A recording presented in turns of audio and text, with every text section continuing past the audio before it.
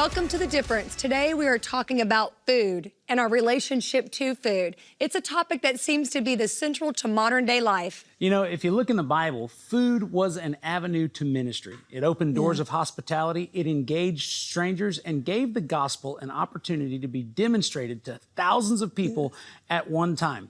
I want you to watch today's program because today we're going to be talking about something that everyone is interested in and everybody needs. That topic is food. Don't go away. We'll be right back.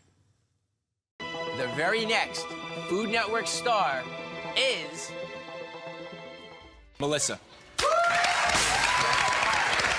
I don't care how cheap it is. If you throw it away, that's the most expensive ingredient in your house. Always looking for something that's healthy and fast, and I can make it on a Tuesday night. Tasty. That's exactly right. And so we're starting out with, we're going to make an asparagus shrimp stir fry. Some garlic in there, a little bit of olive oil, black beans, blend it all up, a little bit of acid, some lemon. Our smoothie is almost done. We need to start peeling banana. Please welcome back New York Times bestselling cookbook author and our very good friend, Melissa d'Arabian. Welcome.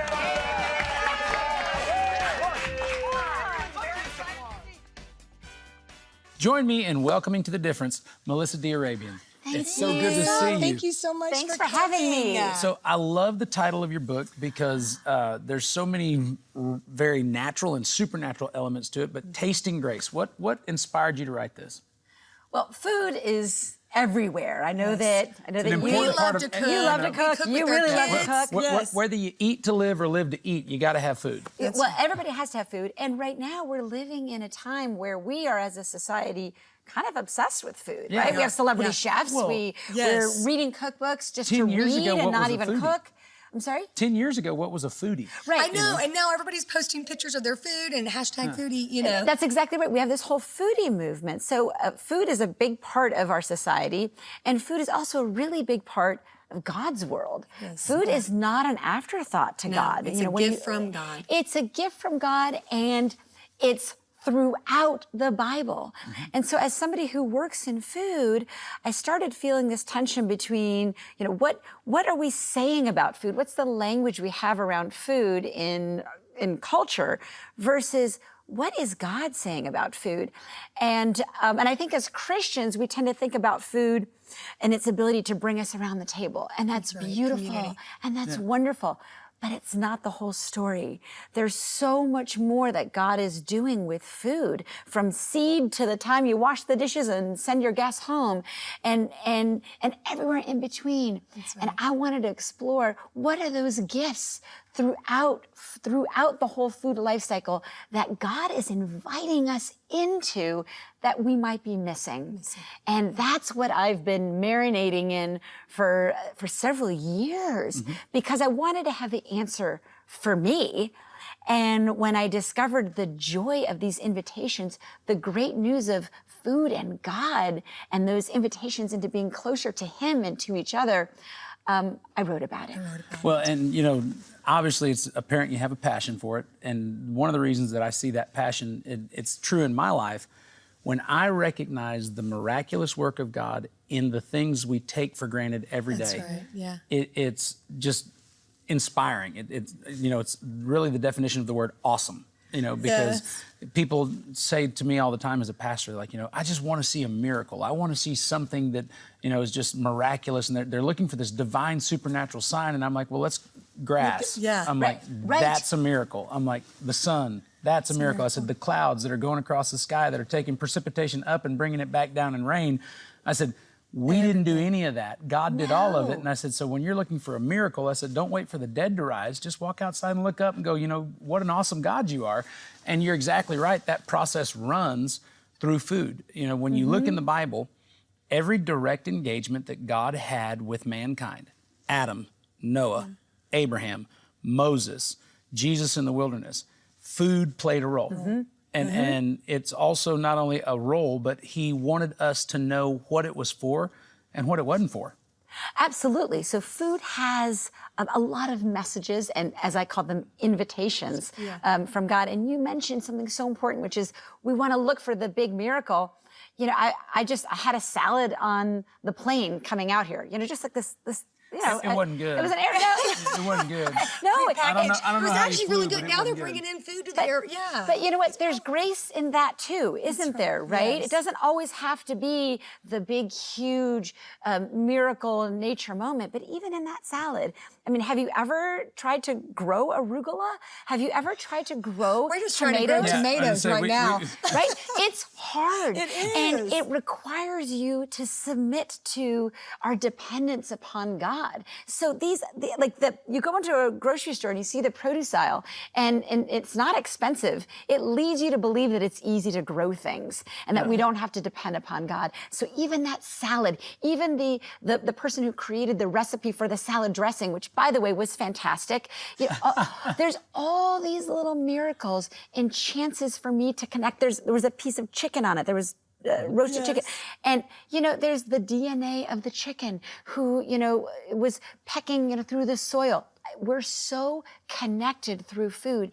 Even a boring, mundane salad on an airplane that we can sort of roll our eyes at. Yeah. There's beauty and grace in that if we just that's take right. a moment to think about it. It's a matter of perspective. It really is. And one of the things that helped me realize that in my life, I was privileged to be connected to both sets of my grandparents. And so I had something that a lot of my peers didn't, which was a generational understanding of my family.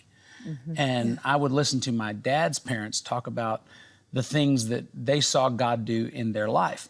And I asked my grandmother one time, I said, where did that kind of faith come from? And she said, son, when we were growing up, if it didn't rain, we didn't eat. And if God didn't heal the baby that had the fever, they might have died. And she spoke about things that were no longer problems in our society, in my generation, because we had medicine. And, a lot of medicine is a derivative of food and plants. That's right. But, we had medicine and we had technology and we had, large commercial farms and we had irrigation and all these things that made food available and resources that were scarce now abundant. And in times past, when people didn't have that, they had to have a dependency and a connection with God, which created a totally different perspective. So in Tasting Grace, basically you're reconnecting people back to the source so that they recognize all good things do indeed come from above. And seeing God's fingerprints on our plates instead of man's fingerprints is a really beautiful place to be. And God is using food in all these ways. You mentioned your grandmother, through your grandmother's legacies and those recipes. Where did the conversations with Grandma happen? At the table. At the table. table. Bringing us around the table. So much of our life is lived around a table. And so God is there, and God gave us 10,000 taste buds for a reason. We could imagine a world where God fed us by some other mechanism that was far more efficient and less tasty, right? There's no reason why God had to make the world taste so good, and yet he did. So the news about food is good, and we're in this space where we use language like, oh, let's go to the gym and work off the calories from our pumpkin pie at Thanksgiving or whatever. Yeah, that's not of God. God's not in but really, I don't think that God wants to ruin two good things. Exercise is great. Pumpkin pie with family is great. Why are we ruining two things by making one the punishment for the other? Yeah. Well, we've built a guilt around either the diet or the exercise. That's absolutely true. And I could not find any examples of supporting that through God's word in my couple of years of studying this. And one is much more easy to identify and judge. Somebody who uses food excessively is a lot easier to identify than somebody who uses exercise excessively. But there are just as many people who are obsessed with one as they are the other. Well, that's exactly right. Anytime we're worshiping part of God's creation above the creator, we're in a bad space. And what that is can look different for, it can be parenting, right? Yeah. We can be the super mom and make that, we can worship a lot of things above our creator. That topic goes on and on and on. But regarding topics, when we come back, I want to speak to Melissa about the table and what it means as a family to sit there and celebrate the sacrifices that God has given us. We'll be right back after this.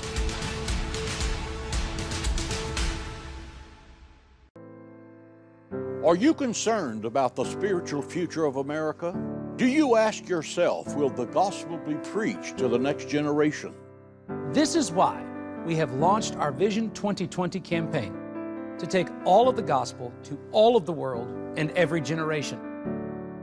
For your support of Hagee Ministries today, you'll receive an exclusive Vision 2020 Christmas ornament and a Christmas CD by Canton Junction. For your gift of $250 or more, you'll receive a Vision 2020 Christmas ornament, a Canton Junction Christmas CD, a signed prophecy Bible, and the Bible in chronological order, Volume 1 with study guide. Your support of that mission today plays a crucial role in changing the lives of millions of souls for years to come. God is shaping you for a purpose only you can fulfill.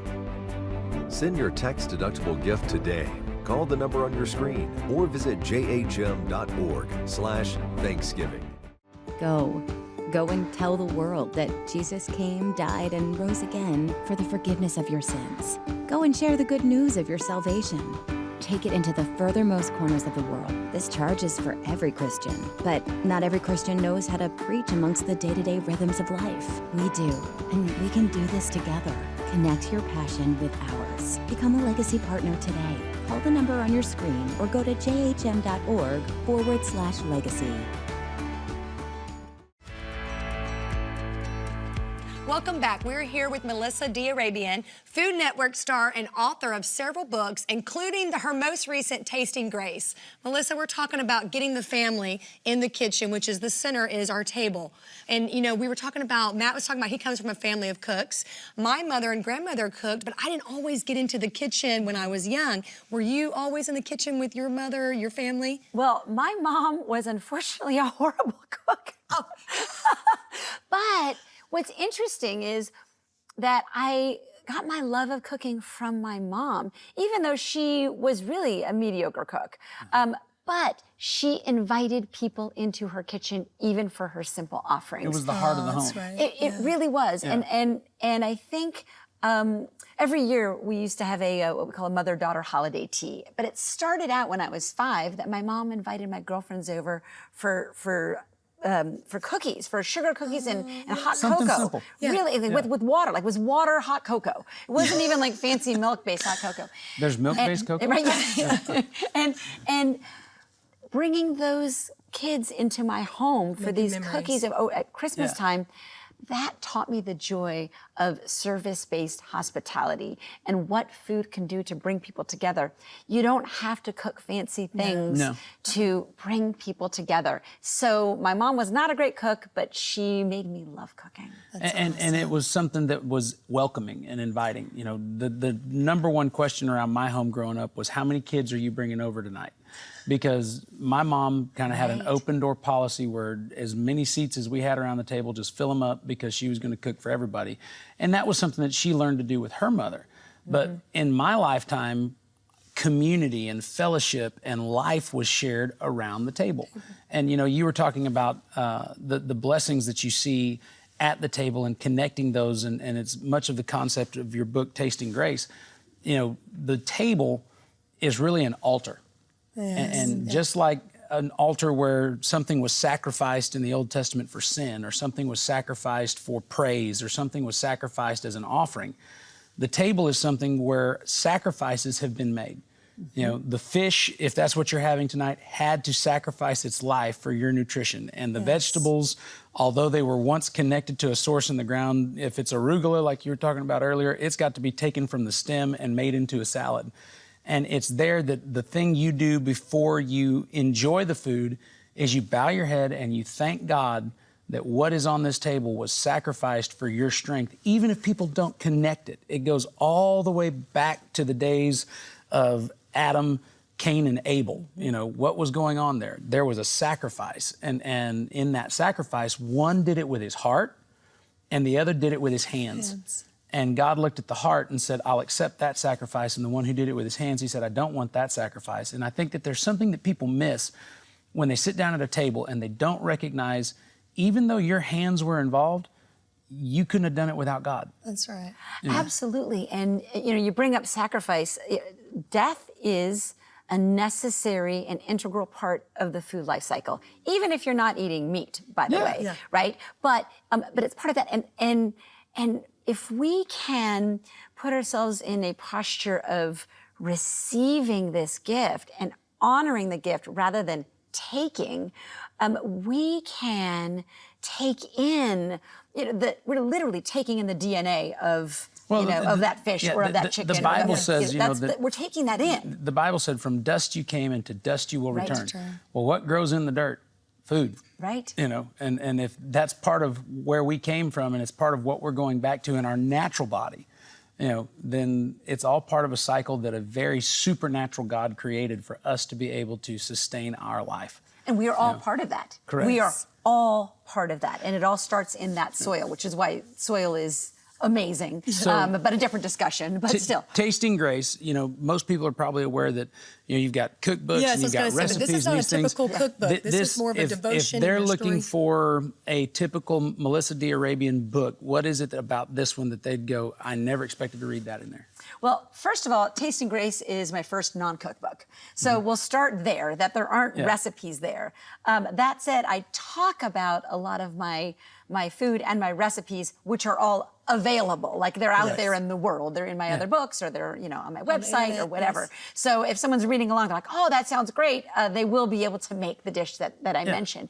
But there's a bigger story about food than just the recipes. But even the recipe writing, for me, I realize that is worship in itself. It's my way of contributing to the connection for all of us. Maybe that's a loose way, but when I write a recipe and someone else, reads my kale chip recipe online or whatever, it's my little way of connecting. And I'll tell you a little bit of a secret, that for both $10 dinners and Supermarket Healthy and all my recipes, I pray over them. So they are, they're recipes, right? But I know there's God in them too, because I feel like if we can just connect through all parts of food, whether it's recipe writing, whether it's the farmer who's planting in that soil, whether it's, the delivery from the farmer to the farmer's market, whatever it is, God is in all of that. Right. And there's an opportunity for us to connect to God and to one another and to put aside this guilt language that we have in the food space today. Yeah, well, without a doubt, it's something that God created for us to sustain us so that our lives would be something that could be used in His kingdom. And that's a cycle that is not going to be broken as long as there's seed time, harvest, sun, moon, rain, and shine. And Melissa has written about that in her book, and I want to encourage you to get her latest book, Taste of Grace, and give you the opportunity to understand how much God thinks of you and how well He takes care of you. In just a few moments, Melissa's going to join Kendall and I in one of our favorite places, the kitchen, with one of her favorite recipes, and you're not going to want to miss it. Stay tuned. You're watching The Difference. Check out this difference maker moment from Chonda Pierce.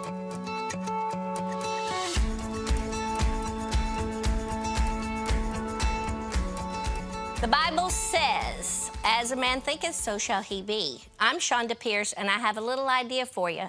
When your mind is filled with negative thoughts and you just can't seem to climb out of bed and face the day, write down everything you're feeling on one side of the page, and then take the scriptures out and write down everything that combats those feelings. So find the difference between fact and feeling. It will change your life forever, because God says you are loved with an everlasting love.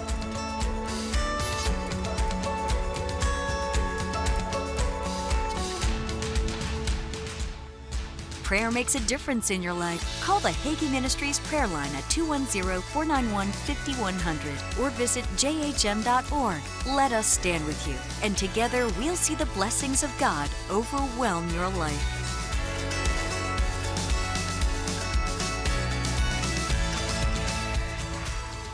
We are here in the kitchen with Melissa D. Arabian, and Melissa's a Food Network star and has hosted several programs, including $10 dinners, and author of several cookbooks, and her latest feature is Tasting Grace. Welcome, Melissa. Thank you for having me. Melissa, one of the things that we were talking about is family food and recipes, and what you're going to share with us is a recipe that actually came from your in-laws. Now, question, had you ever made ratatouille before you met your mother-in-law? Oh, yes. I've made Okay. lots of ratatouille. In fact, a lot of your viewers have probably made ratatouille. I've never made ratatouille. Oh, well, you're about Yeah. to. But my I made mother-in-law... vegetable soup in an attempt to make ratatouille, but you know. Well, and that's exactly what she told me, was that Americans tend to commit all sorts of crimes to the ratatouille. And my mother-in-law, she's from the south of France. Correct. And doesn't speak a word of English. And so she pulled me into the kitchen and said, today I am teaching you how to make a proper ratatouille before you marry my son. It was her gift to you. That's exactly right. Well, food in France slows you down. Without question. And that's an invitation into patience. And so food's ability to slow us down and have us just think for a minute, not just around the table, because you know the French, they will sit around the table for hours, but also in how they cook. Well, you say invitation, I say entrapment. Right, yeah. Because, you know, I mean, like, the French food is delicious, but it takes so long to get there that you're entrapped. You're stuck. You're like, I want to see what the next course tastes like, but I don't know if I'm going to be here till tomorrow. Right, you know? but if we lean into it, right? I mean, God does so much in our waiting spaces. Absolutely. So maybe God can do something in the waiting space of this ratatouille. That's so right. let's get okay, down so let to me it. tell you, here's the whole trick to a ratatouille, is that you cook each vegetable separately and then put them together at the end. Wow. And yes, separately. And not only separately, but in a specific order. Wow. And that order is eggplant, zucchini, peppers, onions, and tomatoes. We have it going in there. Okay, so we now got the the way you can tomatoes. remember that is easy pot, like an easy pot of ratatouille. Eggplant, zucchini, peppers, onions, tomatoes. Right? You got it. Bell pepper. Okay. Yeah. Eggplant, So- zucchini, peppers, onions, tomatoes. Easy pot of a ratatouille. Okay. So we've cooked all of these and pulled them out. It's all in the same pan, so the layers of flavor are developing. Got it. See, the French have patience. Absolutely. Okay, then we put it all back. So we got the tomatoes in it. We're gonna put it all Okay. back in here. Actually, you know what? I'm leaning over you. That's Now, not. when That feels you, not right. When There you you go. put them back in, do you need to do them in that order or just? No, then you can just dump They them all in here. go. But aren't they in order because they're Correct. right here, right? Yeah. So, but I Now- appreciate your diligence in wanting to get it right. Hey. But you know, the idea behind a French ratatouille is that each vegetable is celebrated. Each individual flavor, it matters to this. It's not just a big gloshy stew. Yeah, it's not just, you know, You know, vegetable casserole. That's casserole. The word casserole, I don't even think there is a, It's a Christian translation in France. Yeah. Okay, so we've got the vegetables all back in there, and you see that they... Casserole is a Christian word for somebody died. Okay. Yeah. So, But, you know, here's a okay, casserole. so we can joke, but food does so much, and it does. even comforts, right? It can be Yes. our language, Absolutely. right? Tuna noodle casserole can tell somebody we love them and we see their pain. Absolutely. So you see, I can bring it all back into I those love it. invitations.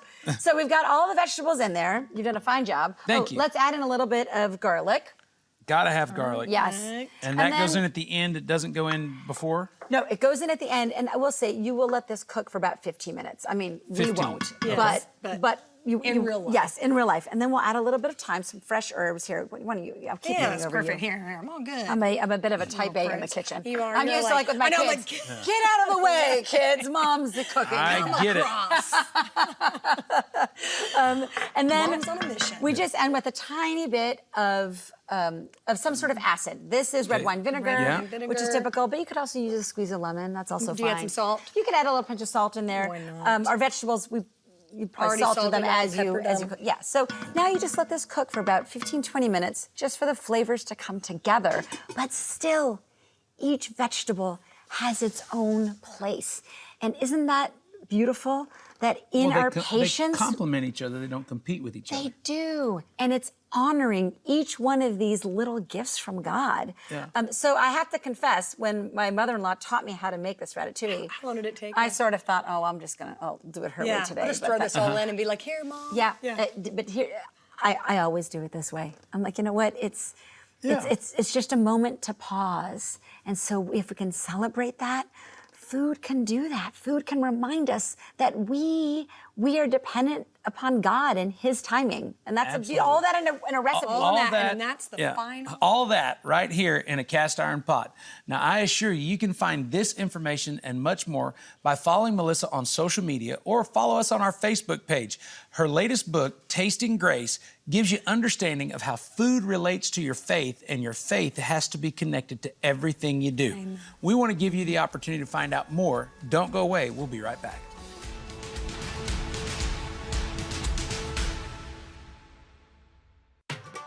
You and your family can explore Israel with Pastor Matt, Kendall, and their children on the 2020 Israel Family Trip. This isn't your typical pilgrimage. This fun and exciting trip is designed for families. More than just visiting historical places, past will meet present as you sail across the Sea of Galilee. Discover ancient antiquities while on an archaeological dig. Recreate the day-to-day life of an ancient biblical village, including herding sheep and making cheese.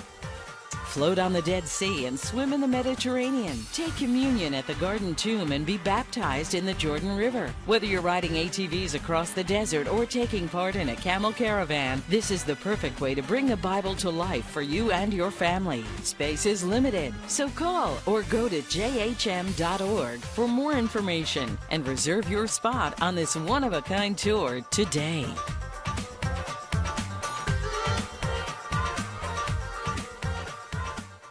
Go and tell the world that Jesus came, died, and rose again for the forgiveness of your sins. Go and share the good news of your salvation. Take it into the furthermost corners of the world. This charge is for every Christian, but not every Christian knows how to preach amongst the day-to-day rhythms of life. We do, and we can do this together. Connect your passion with ours. Become a Legacy partner today. Call the number on your screen or go to jhm.org/legacy. Do you want to learn more about the show? Follow us on Facebook at Matt and Kendall Hagee, on Instagram at Matt Hagee and at Kendall Hagee, on Twitter at Matt Hagee and at Kendall Hagee. The difference with Matt and Kendall Hagee. We hope that you enjoyed today's program, and Kendall and I want to thank Melissa D'Arabian for coming and sharing her heart for something that indeed needs to be a part of your life in building community. If you currently don't get together with your family around the dinner table, it's not as hard as you think. Sometimes you just go get a box of your favorite pizza and get all your kids around, put up their cell phones, and simply have a conversation about what did you do today.